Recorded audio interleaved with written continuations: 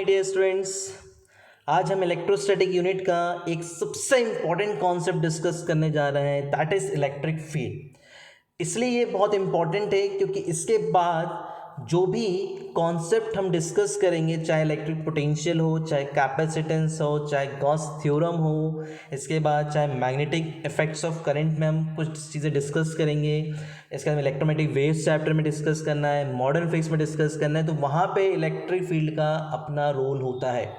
तो electric field अपने आप में ही बहुत इम्पॉर्टेंट कॉन्सेप्ट है और अगर ये एक बार बहुत अच्छे से क्लियर हो जाए तो हम आने वाले कॉन्सेप्ट्स पे उस पर अपने ग्रिप बना सकते हैं स्टूडेंट्स। तो मैं स्टार्ट कर रहा हूँ इलेक्ट्रिक फील्ड से, तो मैं कुछ चीज़ें आपको क्लियर करना चाह रहा हूँ। जैसे कि आपको भी स्लाइड पे एक डेफिनेशन दिख रही होगी, डेफिनेशन बहुत सिंपल है, पर आप इलेक्ट्रिक फील्ड के कॉन्सेप्ट को समझिए कि क्यों इंट्रोड्यूस हुआ। क्योंकि हम क्लासिकल फिजिक्स पढ़ते हैं, ये क्लासिकल फिजिक्स की बात हो रही है, तो इससे पहले हमने जो पढ़ा था दैट इज कूलम फोर्स पढ़ा था। तो हमने देखा था कि दो चार्जेस के बीच में जो इंटरेक्शन हो रहा था, अगर मैं दो चार्जेस की बात करूंगा तो हमने देखा था उन दो चार्जेस के बीच में इंटरेक्शन हो रहा था स्टूडेंट्स। तो वो दो चार्जेस के बीच में इंटरेक्शन होता था, तो मान लो एक चार्ज ये है और एक चार्ज ये है, इसको मैंने Q1 नाम दिया और इसको मैंने Q2 नाम दिया। तो इनके बीच में अगर इंटरेक्शन हो रहा था स्टूडेंट्स, तो उस इंटरेक्शन में हमने एक फोर्स का फॉर्मूला निकाला था। अब वो फोर्स की डायरेक्शन भी हम डिस्कस कर चुके थे, तो उस फोर्स को कैलकुलेट करने का तरीका हमें कूलम्स लॉ ने दिया था। अब तो ये जो हमें पता चला था कि ये चार्ज Q1 Q2 पे या Q2 Q1 पे क्या अप्लाई कर सकता है, फोर्स अप्लाई कर सकता है। पर फिर 200 से 250 साल बाद एक कॉन्सेप्ट आया दैट इज इलेक्ट्रिक फील्ड, और इस इलेक्ट्रिक फील्ड कॉन्सेप्ट ने बहुत सारी चीज़ें हमारे लिए क्लियर करी। क्योंकि हमने देखा ये दो चार्जेस जब बहुत दूर होते थे तो इन पे कोई फोर्स का इफेक्ट नहीं पड़ रहा था। तो ऐसा क्या चीज़ थी कि जैसे ये थोड़े किसी फाइनाइट डिस्टेंस पे आते थे तो इन पे एक दूसरे में उनका इंट्रैक्शन हो रहा था, और जैसे ही एक फाइनाइट डिस्टेंस से जाके थोड़ा सा दूर हो जाते थे, मतलब कुछ डिस्टेंस पे होते थे, तो ये एक दूसरे पे इफेक्ट प्रोड्यूस नहीं कर पा रहे थे। तो इन सारी चीज़ों का डिस्कशन इलेक्ट्रिक फील्ड से क्लियर हुआ, तो मैं वही आपको बताने जा रहा हूँ। जैसे कि मान लीजिए ये मैंने एक चार्ज रखा हुआ है Q चार्ज। अब इस Q चार्ज के मान लीजिए चारों तरफ ये स्पेस है, ये Q चार्ज के चारों तरफ स्पेस है। अब हमने क्या देखा, एक हमने लिया टेस्ट चार्ज। स्टूडेंट्स क्या बोल रहा हूँ मैं, टेस्ट चार्ज बोल रहा हूँ। टेस्ट चार्ज इंपॉर्टेंट है। टेस्ट चार्ज जो कि एक पॉजिटिवली चार्ज होता है, जिसको हम डिनोट करते हैं Q0 से, जिसका मैग्नीट्यूड नेग्लिजिबल होता है। नेग्लिजिबल मतलब बोला जाए तो 0.00000001 समथिंग होता है। तो इतना कम मैग्नीट्यूड होता है कि इसके कारण Q0 के कारण इस Q पे कोई इफेक्ट नहीं होगा। अब हमने इस Q0 को अभी इधर रखा हुआ है मान लीजिए, और ये Q जो है इसके ये चारों तरफ एक स्पेस है। अभी मैंने देखा कि Q0 पे कोई इफेक्ट, ये कैपिटल Q जो है इस Q0 पे कोई इफेक्ट प्रोड्यूस नहीं कर रहा है। पर जैसे मैं इस Q0 को यहाँ पे लेके आया तो मैंने देखा ये अभी भी इस पर कोई इफेक्ट प्रोड्यूस नहीं कर रहा है। पर जैसे ही मैं इसको इस पॉइंट पे लेके आया, मान लीजिए यहाँ पे लेके आया, तो मैंने क्या देखा, इसने इस पर क्या लगाया, कुछ इफेक्ट प्रोड्यूस करा। उस इफेक्ट का नाम होता है फोर्स, क्योंकि फोर्स एक इफेक्ट ही है। तो हमने देखा ये इस पर एक इफेक्ट प्रोड्यूस करा। फिर मैं इसको यहाँ लेके आया तो मैंने देखा ये यहाँ पे भी इस पर इफेक्ट प्रोड्यूस कर रहा है अपना। फिर मैंने इसको यहाँ रखा, तो मैंने इससे बहुत सारी पोजीशन देखी। तो मैंने देखा जब मैं इसके, फिर मैंने इसको यहाँ पे देखा तो यहाँ पे देखा कोई इफेक्ट नहीं आ रहा। तो मैंने देखा इसके चारों तरफ एक स्पेस होगा, ये आप जो दिख रहा है आपको हाईलाइट्स करके दिखा रहा हूँ जैसे लाइनिंग, तो एक स्पेस होगा। तो उस स्पेस में जब कोई यूनिट पॉजिटिव चार्ज या टेस्ट चार्ज उसमें एंटर करता है तो वो क्या एक्सपीरियंस करता है, इलेक्ट्रोस्टैटिक फोर्स एक्सपीरियंस करता है। तो इस रीजन को, इस चार्ज के चारों तरफ के रीजन को या स्पेस को ही हम क्या बोलते हैं, इलेक्ट्रिक फील्ड बोलते हैं। तो सिंपल सी डेफिनेशन देख रहे हैं आप, जैसे लिखा the space in the surrounding of any charge, कोई भी चार्ज हो सकता है, in which its influence can be experience other charge, जिस पे कोई दूसरा चार्ज क्या करेगा, उसके इन्फ्लुएंस को एक्सपीरियंस करेगा, मतलब इलेक्ट्रोस्टैटिक फोर्स को एक्सपीरियंस करेगा, उसको हम इलेक्ट्रिक फील्ड बोलते हैं।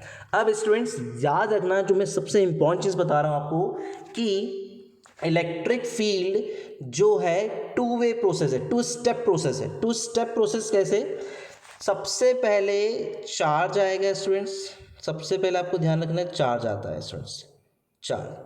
चार्ज अपनी क्या क्रिएट करेगा, फील्ड क्रिएट करेगा स्टूडेंट्स। चार्ज अपनी फील्ड क्रिएट करता है, फील्ड अपने आसपास के रीजन में। इसके बाद उस फील्ड में कोई दूसरा जब चार्ज एंटर करेगा, हम हमेशा यूनिट पॉजिटिव चार्ज को देखते हैं। जब भी हम एक्सपेरिमेंट करते हैं तो हम यूनिट पॉजिटिव चार्ज लेके आते हैं, तो वो क्या एक्सपीरियंस करेगा, फोर्स। तो ये टू वे प्रोसेस हो गई है। पहले एक चार्ज होगा, उस चार्ज की खुद की कोई फील्ड होगी, उस फील्ड में जब कोई दूसरा चार्ज पार्टिकल एंटर करेगा तो वो क्या एक्सपीरियंस करेगा, फोर्स एक्सपीरियंस करेगा स्टूडेंट। जबकि इससे पहले जब हम कूलम्स लॉ पढ़ रहे थे तो आप देख रहे थे कूलम्स लॉ में चार्ज होता था और चार्ज के बाद से फोर्स की बात हो रही थी, वहाँ पे फील्ड का कॉन्सेप्ट नहीं था। तो हमें ये चीज़ क्लियर नहीं हो पा रही थी कि दो चार्जेस अगर दूर हैं तो इन पे फोर्स क्यों नहीं लग रहा है। अब शायद आपको ये क्लियर हुआ होगा कि इस फील्ड के कॉन्सेप्ट से क्या हेल्प मिली कि जो चार्ज होगी उसकी एक फील्ड होगी, और उस फील्ड में अगर कोई दूसरा चार्ज होगा तभी फोर्स वो एक्सपीरियंस कर सकता है, अदरवाइज वो फोर्स एक्सपीरियंस नहीं करेगा। तो this is the concept of electric field, और it is a two step process. दो स्टेप प्रोसेस मतलब मैं जब भी एक चार्ज लेके आऊँगा तो उस चार्ज की खुद की एक फील्ड होगी, और उस फील्ड में जब मैं कोई दूसरा यूनिट पॉजिटिव चार्ज या कोई दूसरा चार्ज पार्टिकल लेके आएंगे, एक्सपेरिमेंटली हम लोग यूनिट पॉजिटिव चार्ज से करते हैं, पर जब न्यूमेरिकल्स करेंगे तो उसमें कोई दूसरा चार्ज भी आ सकता है।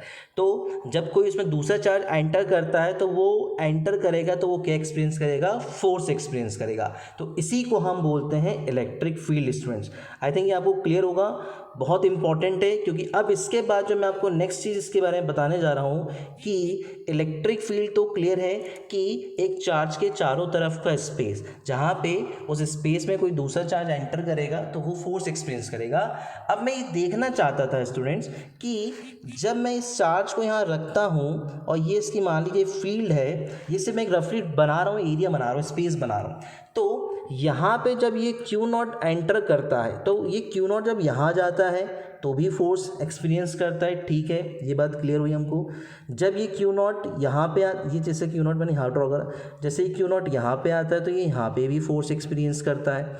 अब मुझे ये पता करना था कि यहाँ पे फोर्स ज़्यादा है कि यहाँ पे फोर्स ज़्यादा है हमको, क्योंकि दोनों पोजीशन पे, अगर मैं इस पोजीशन पे देखूं, अगर मैं इस पोजीशन का नाम बी रख देता हूं और इस पोजीशन का नाम ए रख देता हूं, तो जब मैंने देखा दोनों ही केस में जब ये क्यू नॉट ए पॉइंट पे आया तो इस चार्ज की फील्ड में आ चुका था, क्यू चार्ज की फील्ड में आ चुका था, तो यहाँ पे उसने फोर्स एक्सपीरियंस करा, ठीक है। इसके बाद जब ये क्यू नॉट बी पोजीशन पे आया तो भी ये क्यू चार्ज की फील्ड में था, तो भी इसने फोर्स एक्सपीरियंस करा। अब हमें ये कैसे पता चला कि यहाँ पे इसका ज़्यादा फोर्स एक्सपीरियंस कर रहा है ए पॉइंट पे कि बी पॉइंट पे ज़्यादा फोर्स एक्सपीरियंस कर रहा है। तो इसके बाद एक नई डेफिनेशन निकल गया है, that is intensity of electric field. तो मैं उसको डिस्कस कर रहा हूँ students, intensity of electric field. तो intensity of electric field students क्या होता है, that is strength of electric field. Intensity of electric field या इलेक्ट्रिक फील्ड इंटेंसिटी एक ही बात होती है। इंटेंसिटी ऑफ इलेक्ट्रिक फील्ड मतलब स्ट्रेंथ मतलब ताकत, कि उस इलेक्ट्रिक फील्ड में हर पॉइंट पे उस इलेक्ट्रिक फील्ड इंटेंसिटी, उस इलेक्ट्रिक फील्ड जो मैं स्पेस की बात कर रहा हूँ, उस इलेक्ट्रिक फील्ड में इलेक्ट्रिक फील्ड की इंटेंसिटी मतलब उसकी ताकत कितनी होगी, और जहाँ पे ताकत ज़्यादा होगी वहाँ पे फोर्स भी ज़्यादा होगा, और जहाँ पे ताकत कम होगी वहाँ पे फोर्स कम होगा। तो intensity of electric field simple language में बोला है तो स्ट्रेंथ, ताकत कितनी है। अगर उस चार्ज के कारण हो सकता है कहीं पे ताकत ज़्यादा हो सकता है कहीं पे कम हो उस इलेक्ट्रिक फील्ड रीजन में, तो उसको डिफाइन करने के लिए हमने इलेक्ट्रिक फील्ड इंटेंसिटी को टर्म इंट्रोड्यूस किया है। अब इसको अगर फॉर्मूला देखा जाए तो आप फॉर्मूला इसमें देख सकते हैं स्टूडेंट्स, इसमें एक सिंपल सा फॉर्मूला जो आपको दिख रहा होगा वेक्टर फॉर्म में। अब ये चीज़ बहुत इंपॉर्टेंट है स्टूडेंट्स, इलेक्ट्रिक फील्ड इंटेंसिटी जो है एक वेक्टर फॉर्म है, मतलब it is a vector quantity. तो वेक्टर क्वांटिटी है तो अब क्लियर होना चाहिए आपको कि किसी भी वेक्टर क्वांटिटी का, अगर मैं ई की बात करता हूँ तो अगर ये वेक्टर क्वांटिटी है तो इसके पास दो चीज़ें होंगी, एक होगा मैग्नीट्यूड होगा स्टूडेंट्स, और दूसरी क्या होगी, डायरेक्शन होगी स्टूडेंट्स। मैग्नीट्यूड एंड डायरेक्शन, ये आपको ध्यान रखना है, एक मैग्नीट्यूड होगा और एक क्या होगा, डायरेक्शन होगा। तो मैग्नीट्यूड का जो फॉर्मूला है उसको मैं ड्राइव करके दिखा रहा हूँ आपको कि मैग्नीट्यूड का जो एक फॉर्मूला निकल के आएगा वही उसका मैग्नीट्यूड होगा। तो उसका एक डेरिवेशन होता है सिंपल सा, जैसा स्क्रीन पर आप देख रहे हैं डेरिवेशन ही एक छोटा सा डेरिवेशन है, इसको मैं आपको बताऊँ कैसे करना है। तो I think intensity of electric field आपको क्लियर होगा कि इंटेंसिटी ऑफ इलेक्ट्रिक फील्ड मतलब होता है स्ट्रेंथ ताकत, कि उस रीजन में उस चार्ज के जो आसपास के रीजन है उस पर कहीं पे ताकत ज़्यादा होगी, कहीं पे ताकत कम होगी। और आप देखते हो धीरे धीरे जैसे मैं उस चार्ज से दूर जाता हूँ तो वो ताकत कम होती जा रही थी, स्ट्रेंथ कम होती जा रही थी, और एक टाइम पे ऐसा पॉइंट आएगा जहाँ पे वहाँ पे कोई फोर्स, कोई चार्ज पार्टिकल एक्सपीरियंस नहीं करेगा, मतलब वहाँ पे उसकी फील्ड नहीं है। तो उसी फील्ड इंटेंसिटी को हमें कैलकुलेट करना है, तो उसके लिए हमने एक फॉर्मूला ड्राइव करा है, तो वो फॉर्मूला मैं आपको बता रहा हूँ किस तरीके से आएगा। आप देख रहे हैं यहाँ पे एक डायग्राम छोटा सा, इस डायग्राम को मैं यहाँ पे एक बार और बता देता हूँ आपको कि ये मैंने कार्टेशियन कोऑर्डिनेट्स लिए हैं स्टूडेंट्स। ये मान लो आप कार्टेशियन कोऑर्डिनेट्स हैं, एक्स एक्सिस और वाई एक्सिस। अब आप ओरिजिन पे देखेंगे तो मैंने ओरिजिन पे क्या करा हुआ है, एक चार्ज लेके रखा है क्यू। अभी क्यू चार्ज आपको यहाँ पे भी दिख रहा हो, मैं कैपिटल क्यू लेके चल रहा हूँ, स्मॉल क्यू भी ले सकते हैं, कोई प्रॉब्लम नहीं है। हमने जब इलेक्ट्रिक चार्ज पढ़ा था तो सिंबल हमने बताया था कैपिटल क्यू है, स्मॉल क्यू कुछ भी ले सकते हैं स्टूडेंट। तो कैपिटल क्यू भी ले सकते हो, स्मॉल क्यू भी ले सकते हो, जैसे मैंने यहाँ कैपिटल क्यू ले लिया। अब चार्ज आ गया है, अब चार्ज आ गया तो चार्ज की क्या होगी, फील्ड होगी, जैसे कि मैंने अभी जस्ट डिस्कस किया कि चार्ज अपनी फील्ड बनाएगा तो इसकी फील्ड होगी। तो अब मैंने एक पॉइंट लिया है, एक पी पॉइंट लिया है स्टूडेंट्स, मैंने ये पी पॉइंट है, और ये पी पॉइंट जो है ये क्यू से आर डिस्टेंस पे है, और मैंने मान लिया कि यहाँ पे क्यू चार्ज की फील्ड है, क्यू चार्ज की फील्ड है, मैं फील्ड में ही पॉइंट ले रहा हूँ स्टूडेंट्स, क्यू चार्ज की फील्ड है, और इस फील्ड में मैंने पॉइंट पी लिया है, कितने डिस्टेंस पे लिया है, आर डिस्टेंस पे लिया हुआ है। और यहाँ पे स्टूडेंट्स अब आपको क्लियर होगा कि पी पॉइंट पे आप देख रहे हैं इस फिगर में, आप इस फिगर में देख सकते हैं क्यू नॉट चार्ज रखा है, और क्यू नॉट मतलब एक पॉजिटिव टेस्ट चार्ज, तो ये मैंने क्यू नॉट टेस्ट चार्ज रख दिया स्टूडेंट्स, यहाँ पे ये क्यू नॉट टेस्ट चार्ज रखा है। अब दो चार्जेस हैं हमारे पास, और दो चार्जेस के बीच का डिस्टेंस हमें पता है, तो ये Q ये भी पॉजिटिव है स्टूडेंट्स, ये भी पॉजिटिव है, और Q नॉट भी पॉजिटिव है। तो कूलम्स लॉ बोलता है पॉजिटिव पॉजिटिव को रिपेल करेगा, तो पॉजिटिव पॉजिटिव को रिपेल करेगा, तो वहाँ पे कूलम्स का एक फॉर्मूला आता है जिसको हम बोल सकते हैं by Coulomb's law F equal to K capital Q into small q not upon में आर स्क्वायर। ये आपको क्लियर हो गया होगा स्टूडेंट्स। के मतलब 1/4, मतलब मैं मान के चलूँ ये पूरा सेटअप जो है हमारा एयर में रखा हुआ है, एयर में, कोई दूसरे मीडियम में नहीं लिया मैंने, एयर में लेके रखा हुआ है, ये आप ध्यान रखिएगा। अब स्टूडेंट्स ये हमारा फोर्स आ गया। अभी जस्ट मैंने आपको बताया कि इलेक्ट्रिक फील्ड इंटेंसिटी का एक फॉर्मूला होता है जो आप देख रहे हैं वेक्टर फॉर्म में, E इक्वल टू F/Q0। अगर इसको मैं मैग्नीट्यूड के फॉर्म में लिखूँ, इसको मैं मैग्नीट्यूड के फॉर्म में लिखूँ तो सिंपल मैं इसको ऐसा लिख सकता हूँ, E equal to F upon Q0, F upon Q0, हम इसको ऐसे भी लिख सकते हैं, E equal to F upon Q0, ये आपको ध्यान रखना है। तो मैं इसी को अब यहाँ पे लिख के दिखा रहा हूँ आपको, E equal to F upon Q0। तो यहाँ पे जो फॉर्मूला आएगा that is E equal to F upon Q0, ये F अपॉन Q0 आ गया स्टूडेंट्स। तो इलेक्ट्रिक फील्ड की डेफिनेशन ये होती है, इंटेंसिटी ऑफ इलेक्ट्रिक फील्ड की डेफिनेशन यही होती है। ये मैंने मैग्नीट्यूड के फॉर्म में लिखा हुआ है स्टूडेंट्स, ये आप ध्यान रखिएगा, ये मैग्नीट्यूड के फॉर्म में रखा हुआ है मैंने, ये मैग्नीट्यूड के फॉर्म में लिखा हुआ है E equal to F upon Q0, और ये यहाँ पे जो आप देख रहे हो ये वेक्टर फॉर्म में लिखा हुआ है, यहाँ पे ये वेक्टर फॉर्म में। तो इसकी डेफिनेशन ये होती है सिंपल सी, the electric field intensity at a point in electric field is defined as force experience by unit positive charge. जैसे कि आप यहाँ देख रहे हैं, यहाँ पे लिखी हुई है the electric field intensity at a point in an electric field is defined as force experience by unit positive charge. मतलब किसी इलेक्ट्रिक फील्ड में एक यूनिट पॉजिटिव टेस्ट चार्ज कितना फोर्स एक्सपीरियंस करता है, वही उसकी इंटेंसिटी होती है, मतलब वही उसकी स्ट्रेंथ होती है। अब यहाँ पे मैं इस F की वैल्यू पुट कर सकता हूँ, ये जो मैंने F निकाला हुआ है यहाँ पे आप देख रहे हैं, इस F की वैल्यू को मैं यहाँ पे पुट कर सकता हूँ।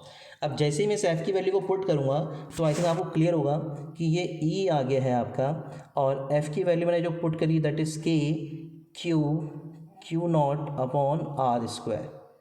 ये वाली वैल्यू मैंने इसमें पुट कर दी, सॉरी ये वाली वैल्यू जो मैंने इसमें पुट कर दिया F की, और अपॉन में क्या आ गया स्टूडेंट्स, Q0 आ गया। Q0 से Q0 क्या हो जाएगा, कैंसिल हो जाएगा स्टूडेंट्स। आप देख सकते हैं सिर्फ क्या बचा हुआ है, E equal to K into Q upon are square. तो ये हमारा फॉर्मूला आ जाता है, मैग्नीट्यूड आ जाता है किसका, इंटेंसिटी ऑफ इलेक्ट्रिक फील्ड का। तो आप ये देख रहे हैं यहाँ पे स्क्रीन पे ये आपको फॉर्मूला भी दिख रहा होगा, E=1/4πε/Q/r²। इससे पहले जो आप देख रहे हैं ये वेक्टर फॉर्म में लिखा हुआ है, वेक्टर फॉर्म में भी ईजी है। आप देखेंगे कि यहाँ पे ये वेक्टर फॉर्म दिया हुआ है, कूलम्स लॉ का भी वेक्टर फॉर्म दिया हुआ है, तो ये वेक्टर फॉर्म में आप लिख सकते हैं। बाकी अगर सिंपल में बोलूँ तो आप इस तरह से मैग्नीट्यूड के टर्म्स में भी आप ड्राइव कर सकते हो, जो मैं आपको स्क्रीन पे मैंने आपको लिख के दिखाया हुआ है। तो इलेक्ट्रिक फील्ड इंटेंसिटी का जो फॉर्मूला आया दैट इज E=K×Q/r²। अब मैं इस पर फोकस कर रहा हूँ, तो आप देख सकते हैं अब E का जो फॉर्मूला आ गया, मैं इस पर बात करने जा रहा हूँ स्टूडेंट्स, तो आप देखिएगा। तो E जो था दैट इज K×Q/r²। आप देख सकते हैं कि जो E है वो किस किस पे डिपेंड कर रहा है। एक तो डिपेंड कर रहा है डायरेक्टली Q पे, और एक डिपेंड कर रहा है इन्वर्सली प्रोपोर्शनल टू 1/r² पे, और एक चीज़ और जो हिडन है, जो आप समझ चुके होंगे, K आ रहा है, मतलब मीडियम पे भी डिपेंड करेगा इलेक्ट्रिक फील्ड। यहाँ पे भी देखते हैं हम लोग। तो अब Q की अगर मैं बात करूँ, मान लो यहाँ पे एक ही चार्ज है कैपिटल Q, तो कैपिटल Q तो आ रहा है, पर क्या नहीं आया मेरे फॉर्मूले में, दैट इज Q0। अब आप समझ चुके होंगे कि इलेक्ट्रिक फील्ड कभी भी Q0 की वजह से कोई इस पर इफेक्ट नहीं पड़ने वाला है, ये आप ध्यान रखिएगा। Q0 का कोई भी इफेक्ट नहीं होगा स्टूडेंट्स, Q0 का मतलब electric field intensity is independent of test charge. Electric field intensity किससे इंडिपेंडेंट होगी, टेस्ट चार्ज से इंडिपेंडेंट होगी। मतलब जो भी इलेक्ट्रिक फील्ड इंटेंसिटी होगी वो हमेशा किस पे डिपेंड करेगी, या तो वो Q पे जो चार्ज हैगा उसकी फील्ड, हमेशा याद रखना ये जो कैपिटल Q है यहाँ पे, ये कैपिटल Q हमेशा इसी की फील्ड होगी। जो चार्ज आके एक्सपीरियंस करेगा उसकी फील्ड नहीं होती है। ये बहुत इंपॉर्टेंट है न्यूमेरिकल पॉइंट ऑफ व्यू से, क्योंकि न्यूमेरिकल में बहुत सारे चार्जेस होंगे, तो हमें ध्यान रखना है जिसकी फील्ड है, जिस चार्ज के कारण फील्ड है, तो हमेशा वही चार्ज आएगा इलेक्ट्रिक फील्ड के फॉर्मूले में। ये देख रहे हैं हम लोग, दूसरा जो एक्सपीरियंस कर रहा है वो नहीं लेना है कभी भी। अगर मैं बात करूं यहाँ पे सिंपल तरीके से मैं आपको बताऊं कि एक यहाँ पे कैपिटल Q है और एक यहाँ पे स्मॉल q है। अगर मैंने यहाँ पे इसकी बोली कि यहाँ पे इलेक्ट्रिक फील्ड है, यहाँ पे ये डिस्टेंस आ रही है, अगर मुझे इस Q का यहाँ पे इलेक्ट्रिक फील्ड देखनी है, इंटेंसिटी, इलेक्ट्रिक फील्ड इंटेंसिटी, तो मैं यहाँ पे क्या लिखूँगा, E, और एयर है तो एयर के लिए K ही चलेगा, और यहाँ पे कैपिटल Q लिखूँगा स्टूडेंट्स, और अपॉन में r², स्मॉल q नहीं लिखूँगा, क्योंकि ये एक्सपीरियंस कर रहा है, ये एक्सपीरियंस कर रहा है। और फील्ड किसने बनाई है, इसने बनाई है। तो जो फील्ड बनाता है हमेशा वही चार्ज आता है, जो एक्सपीरियंस करता है उसके वो हमेशा इंडिपेंडेंट होगा फॉर्मूले में। ये ध्यान रखना है न्यूमेरिकल पॉइंट ऑफ व्यू से। अब नेक्स्ट जो मैं आपको दिखा रहा हूँ, यहाँ पे आप देख रहे हैं कि E is inversely proportional to r²। ये बिल्कुल सही है कि जैसे जैसे हम चार्ज से दूर जाएंगे, जैसे जैसे हम चार्ज से दूर जाएंगे, फॉर एग्जांपल अभी एक चार्ज यहाँ पे रखा हुआ था, जैसे ये मैं मान के चल रहा हूँ, तो अगर मैंने बोला कि इसकी फील्ड सिर्फ यहाँ तक है, तो आप देख रहे हैं कि कैपिटल Q है और इसकी फील्ड यहाँ तक है, इस पॉइंट तक है। तो अगर मैं इस पॉइंट पे जा रहा हूँ, फिर इस पॉइंट पे जा रहा हूँ, फिर इस पॉइंट पे आ रहा हूँ, तो मैं हो सकता है कि यहाँ पे फील्ड ही नहीं है, फील्ड सिर्फ यहीं तक है, फील्ड यहीं तक है। तो मतलब जैसे ही मैं आगे जाऊँगा तो हो सकता है यहाँ पे फील्ड ना मिले। और मान लो अगर फील्ड होगी तो वी कैन से दैट, अगर यहाँ तक भी फील्ड है तो we can say that R बढ़ता जा रहा है, और R बढ़ेगा तो E क्या होगा, कम। मतलब यहाँ पे इंटेंसिटी क्या होती जा रही है, कम होती जा रही है। अब इंटेंसिटी कम होगी तो आई थिंक आपको क्लियर हो जाएगा कि फोर्स भी वहाँ पे कम ही होगा। और फोर्स का फॉर्मूला भी यही कहता है, F is inversely proportional to r², Coulomb's law से ही हमने पढ़ा हुआ है, तो सेम ही चीज़ है। मतलब वहाँ पे इंटेंसिटी कम है तो फोर्स भी कम ही होगा। तो आई थिंक ये दो तीन चीज़ आपको डिस्कशन क्लियर होगा। ये आपको बहुत इंपॉर्टेंट है, ध्यान रखना है आपको। E जो होता है Q के डायरेक्टली प्रोपोर्शनल होता है, इन्वर्सली प्रोपोर्शनल होता है r² के, और मीडियम पे डिपेंड करता है। मीडियम पे कैसे डिपेंड करेगा हम इसको आगे डिस्कस करेंगे, फॉर्मूला बना के दिखा दूंगा मैं आप लोग को, ईजी है।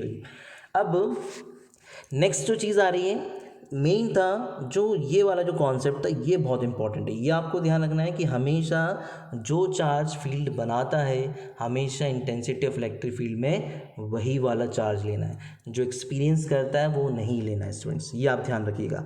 अब मैं ग्राफ बता रहा हूँ आपको E और R, जैसे कि हमने देखा है कि E is inversely proportional to r², तो इसके में ग्राफ बनता है।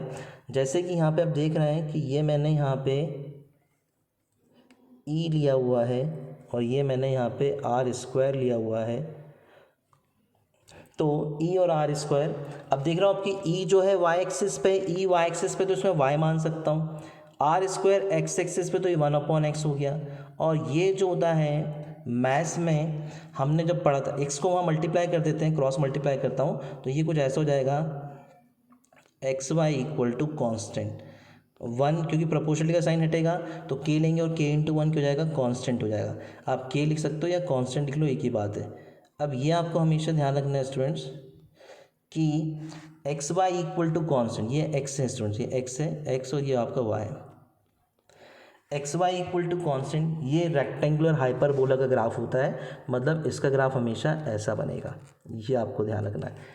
ई और आर स्क्वायर के बीच का ग्राफ हमेशा रेक्टेंगुलर हाइपरबोला बनेगा, ये आपको ध्यान रखना है। इधर वाई एक्सिस की तरफ थोड़ा सा पैरेलल करना है और फिर यहाँ पे एक्स एक्सिस की तरफ पैरेलल करना है, थोड़ा नीचे से पैरेलल होगा स्टूडेंट्स, ये आपको ध्यान रखना है। तो ई और आर स्क्वायर के बीच का ग्राफ हमेशा कैसा बनेगा, रेक्टेंगुलर हाइपरबोला। ये कोनिक सेक्शन में पढ़ते हैं हम लोग, स्पेशल केस होता है, X Y equal to constant का ग्राफ हमेशा रेक्टेंगुलर हाइपरबोला होता है।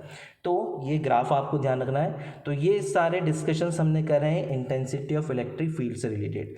अब मैं आगे बढ़ता हूँ, कुछ important points intensity of electric field को लेके स्टूडेंट्स। तो आप देख सकते हैं सबसे पहले it is a vector quantity. Vector quantity है तो मैग्नीट्यूड होगा, डायरेक्शन होगा। और मैग्नीट्यूड के अब हमने दो फॉर्मूले पढ़ लिए हैं। एक फॉर्मूला आपको ध्यान रखना है, E equal to K into Q upon are square, और दूसरा फॉर्मूला जो आप स्लाइड में देख रहे हैं E equal to F upon Q, ये भी ध्यान रखना है आपको, E equal to F upon Q.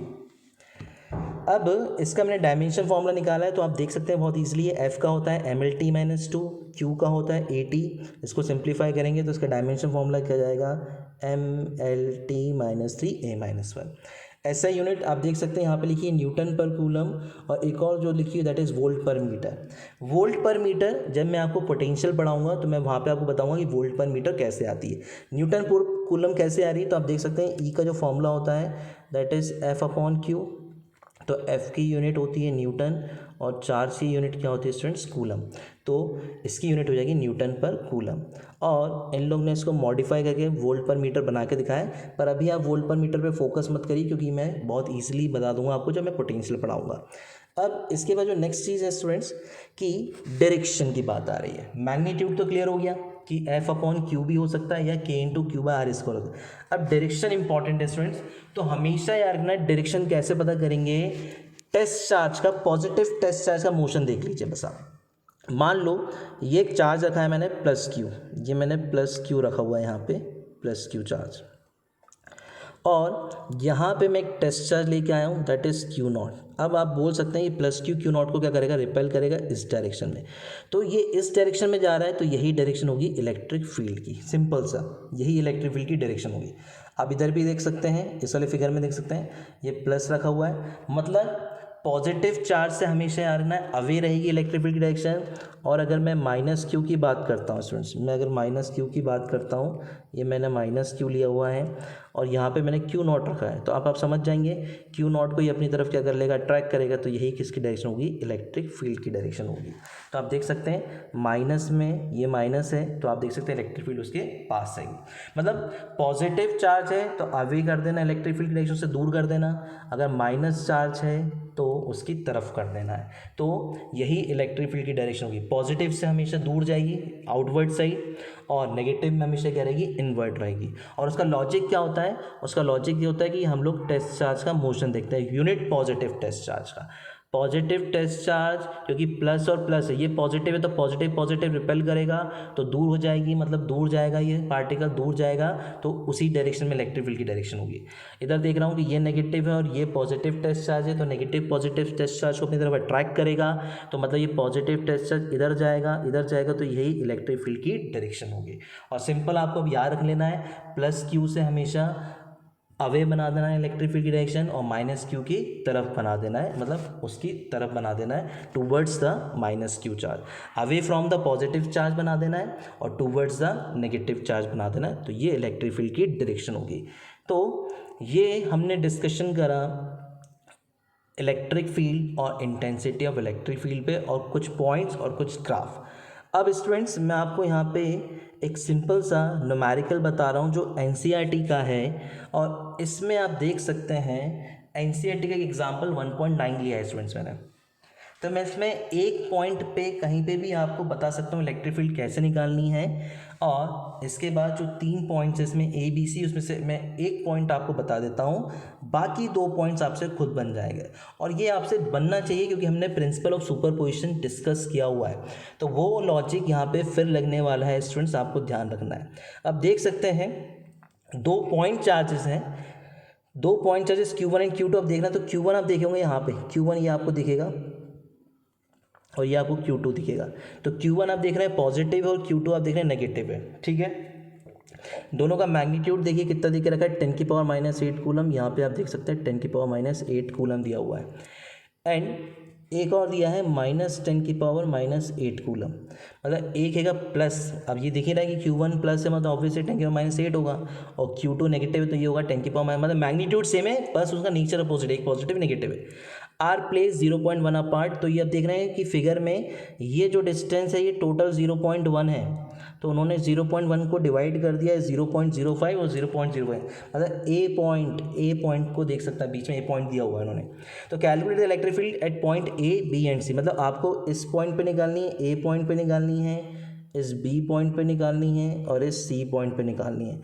Figure में बहुत सारी चीज़ें उन्होंने क्लियर कर दी हैं स्टूडेंट, तो मैं आपको एक पॉइंट पे बता दे रहा हूँ निकाल के, बाकी 2 पॉइंट्स पे अब खुद निकालना। मैं पॉइंट बी डिस्कस करता हूँ कि पॉइंट बी पे हम कैसे इलेक्ट्रिक फील्ड निकालेंगे स्टूडेंट्स। अब आप देखिए पॉइंट बी पे इलेक्ट्रिक फील्ड देखते हैं किस किस के कारण। एक तो अब यहाँ पे पॉइंट बी पे मैंने मान लिया होगा, क्योंकि मुझे यहाँ चेक करना है टोटल इलेक्ट्रिक फील्ड कितनी है। टोटल इलेक्ट्रिक फील्ड की बात हो रही है, वेक्टर क्वांटिटी स्टूडेंट्स, यार ना वेक्टर लॉ फॉलो होंगे यहाँ पे। अब यहाँ पे अगर मैं बात करूँ बी पॉइंट की बात करता हूँ, तो एक चार्ज मुझे ये वाला दिख रहा है पॉजिटिव और एक चार्ज ये नेगेटिव दिख रहा है, मतलब पॉजिटिव के कारण, पॉजिटिव चार्ज के कारण भी इलेक्ट्रिक फील्ड होगी, पॉजिटिव चार्ज। तो मैंने यहाँ पे एक पॉजिटिव टेस्ट चार्ज अज्यूम कर लिया, मैं उसको यहाँ शो नहीं करूँगा। यूनिट मतलब 1 होता है, 1 मतलब समझना आप कि जिसमें किसी भी चीज़ का मल्टीप्लाई करो उससे कोई इफेक्ट नहीं पड़ेगा। तो यहाँ पे हमने एक पॉजिटिव टेस्ट अज्यूम करा हुआ है। अब ये पॉजिटिव है और यहाँ पे पॉजिटिव टेस्ट अज्यूम करा, तो पॉजिटिव पॉजिटिव रिपेल करेगा, तो ये जो होगी इलेक्ट्रिक फील्ड की डायरेक्शन हो जाएगी स्टूडेंट्स। तो ये आपकी डायरेक्शन होगी E1 समझ रहे हैं, अब ये Q1 वाला E1 नाम दिया मैंने। अब आप देख सकते हैं जो -Q2 है, माइनस है, और माइनस पॉजिटिव को अपनी तरफ क्या करेगा, अट्रैक्ट। और अभी जस्ट मैंने डायरेक्शन आपको बताई है, डायरेक्शन मतलब पॉजिटिव से हमेशा दूर बना देना है और नेगेटिव के हमेशा पास बना। तो ये जो डायरेक्शन हो जाएगी, ये डायरेक्शन जो हो जाएगी, ये डायरेक्शन हो जाएगी E2, ये आप देख सकते हैं ये E2 हो जाएगी स्टूडेंट। तो मैंने 2 डायरेक्शन निकाल चुका हूँ। जब भी हमने प्रिंसिपल ऑफ सुपरपोजिशन करा है तो हमने हमेशा पहले डायरेक्शन ही निकाली है, आपको क्लियर होगा। तो E1 और E2 की डायरेक्शन मुझे मिल चुकी है। अगर मैं इस पॉइंट बी को यहाँ पे शो कर देता हूँ, ये पॉइंट बी है आपका, तो E1 की डायरेक्शन यहाँ पे है और E2 की डायरेक्शन यहाँ पे स्टूडेंट्स, ये आपको क्लियर हो गया। अब दोनों आप देखिए लाइन ऑफ एक्शन जो है सेम ही है, एक ही लाइन पे आ रहे हैं, तो अपोजिट डायरेक्शन है। तो मुझे अगर टोटल निकालनी है, टोटल इलेक्ट्रिक फील्ड या नेट इलेक्ट्रिक फील्ड, तो स्टूडेंट्स हम क्या करेंगे, इन दोनों को माइनस करेंगे। अब E2 में से E1 माइनस करें कि E1 में से E2 माइनस करें, ये आप पे डिपेंड करता है, ये आप पे डिपेंड करता है पॉजिटिव किसको लेना चाह रहे हो। अगर मैं E2 को पॉजिटिव ले लूँगा तो E2 में से E1 माइनस हो जाएगा, या फिर अगर मैं E1 को पॉजिटिव लूँगा, मतलब डायरेक्शन समझ लो आप। अगर मैंने इस डायरेक्शन को पॉजिटिव ले लिया स्टूडेंट्स, इस डायरेक्शन को मैंने पॉजिटिव ले लिया, तो मैं E1 में से क्या माइनस करूँगा, E1 में से E2 माइनस करूँगा। तो मैं यही वाली डायरेक्शन पॉजिटिव लेके चल रहा हूँ, तो we can write E1 minus E2, ये नेट इलेक्ट्रिक फील्ड होगा। अब E1 का फॉर्मूला और E2 का फॉर्मूला हमें आता है, हमने E का फॉर्मूला निकाला हुआ है, that is K into Q by R square, K into Q by R square. अब आप देख सकते हैं कि यहाँ पे K into Q by R square से मैं यहाँ पे फॉर्मूले से E1 निकाल सकता हूँ और E2 निकाल सकता हूँ। अब यहाँ पे वही चीज़ आ रही है कि E1 किसके कारण था, E1 किसके कारण था, Q1 के कारण कि Q2 के कारण। तो आप कहोगे सर Q1 के कारण, तो E1 का फॉर्मूला बता सकता हूँ कि E1 का जो फॉर्मूला होगा, इसमें मैं सिर्फ फॉर्मूला लिख के दे दूँगा आपको, बाकी सॉल्व करना है, that is K into Q1 और अपॉन में आर स्क्वायर। अब स्टूडेंट्स आर स्क्वायर की बात कर रहे हैं तो आप मुझे बताओ कि यही डिस्टेंस होगा आर 0.05, क्योंकि पॉइंट बी का Q1 से डिस्टेंस यही है, दैट इज़ 0.05। तो मैं आर की जगह 0.05 ही लिख देता हूँ स्टूडेंट्स, तो यहाँ पे कन्फ्यूज़न नहीं होगा आपको। ये डायरेक्शन ली थी मैंने पॉजिटिव, ये आपको क्लियर होगा।